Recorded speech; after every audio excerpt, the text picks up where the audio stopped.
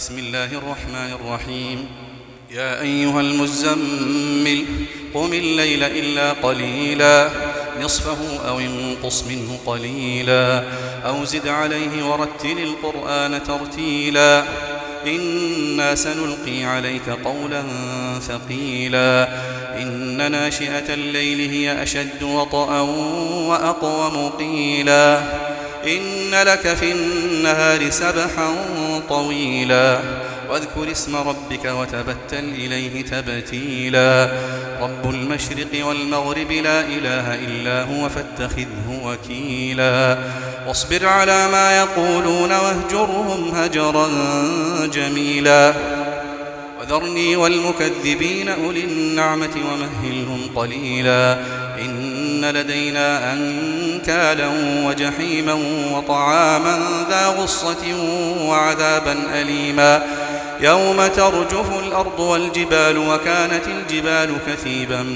مهيلا إنا أرسلنا إليكم رسولا شاهدا عليكم كما أرسلنا إلى فرعون رسولا فعصى فرعون الرسول فأخذناه أخذا وبيلا فكيف تتقون إن كفرتم يوما يجعل الولدان شيبا السماء منفطر به كان وعده مفعولا إن هذه تذكرة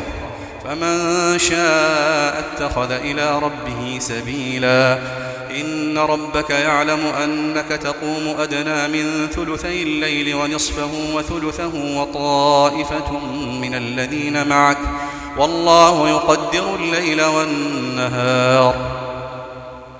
علم أن لن تحصوه فتاب عليكم فاقرؤوا ما تيسر من القرآن علم أن سيكون منكم مرضى وآخرون يضربون في الأرض يبتغون من فضل الله وآخرون يقاتلون في سبيل الله فاقرؤوا ما تيسر منه وأقيموا الصلاة وآتوا الزكاة وأقرضوا الله قرضا حسنا وما تقدموا لأنفسكم من خير تجدوه عند الله هو خيرا